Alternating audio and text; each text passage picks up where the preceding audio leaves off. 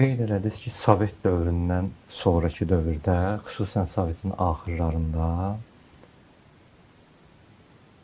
şairlər inkişaf eləməyə başladılar. Sovetin axırlarına nisbətən əruz vəzinli şeir inkişaf elədi. Bunun səbəbini nədə görürsünüz? Çünki Sovetdən əvvələ baxanda o dərəcədə tənəzzül və inkişaf yoxdur. Yəni o mərhələlərə baxanda. Bəli, ciddi zirvələri aşanlar olub. Məsələn, Məhəmməd Füzuli, Seyid Əzim Şirvani. Amma Sovet dövründəki bir növ tənəzzülün səbəbini nədə görürsünüz? Çünki buna həmişə baxanda bilirlər ki, Sovet dövründə adı çəkilir, məsələn, Vahidin. Vahid özünü Sovetdən əvvəldən götürmüşdü.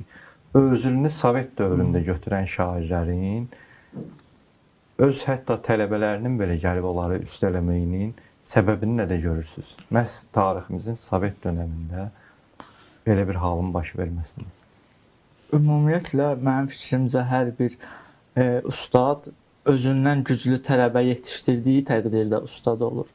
Yəni, bir növ ustad müəlliminə qalib gəlib tələbəsinə məğlub olan kəsə deyilir. O ki, Sovet dövrünə gəldikdə, Sovet dövründə Vahiddən sonra əruz şeirində spesifik üslub yox idi.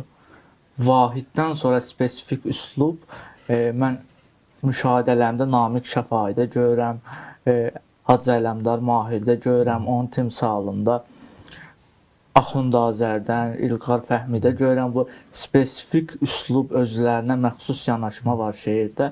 Biz də hansı ki, sözü gedən müəlliflərdən bəhrələnib, yaxşı mənada onların şeirlərindən nələrisə mənimsəməyə çalışırıq. Bu, belə deyim, auranın havası müəyyən qədər sənin elə öz şeirlərində də var ki, gözəl söz deməkdən çox sözün özünü gözəl deməyə çalışırıq. Mən də o cümlədən öz şeirlərimdə bunu daha çox təhqiq eləməyə çalışıram ki, əruzun gələcək dövrlərə olan cığırı və yaxud deyə biləriksə körpüsü sırf bu spesifik yoldur mənim fikrimcə.